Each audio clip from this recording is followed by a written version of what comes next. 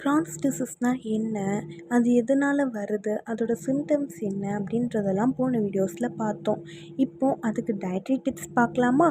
First ஹைட்ரேட்டடாக இருக்கிறது முக்கியம். அதுக்கு நல்லா தண்ணி குடிச்சிக்கணும். அப்புறம் ஃபுட்ஸை நம்ம கொஞ்சமாகவும் ஃப்ரீக்வெண்ட்டாகவும் எடுத்துக்கணும். 4 to 6 மீல்ஸ் இருக்க மாதிரி பார்த்துக்கணும்.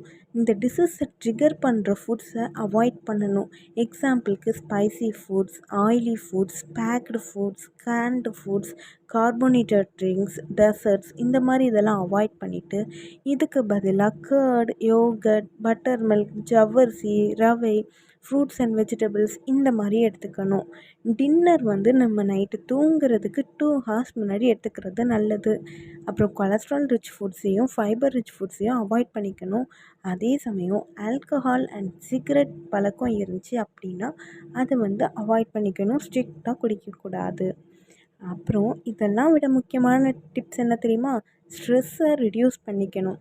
ஸ்ட்ரெஸ் இருக்கனால அந்த ஹார்மோன் நம்மளை அசிடிக் ப்ரொடியூஸ் பண்ண வைக்கனால இன்ஃப்ளமேஷன் வர்றதுக்கு வாய்ப்பு இருக்குது. ஸோ அதை அவாய்ட் பண்ணிக்கணும்.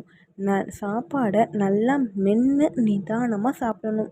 இது மாதிரி டயட் டிப்ஸ்க்கு மறக்காமல் என்னை ஃபாலோ பண்ணிக்கோங்க.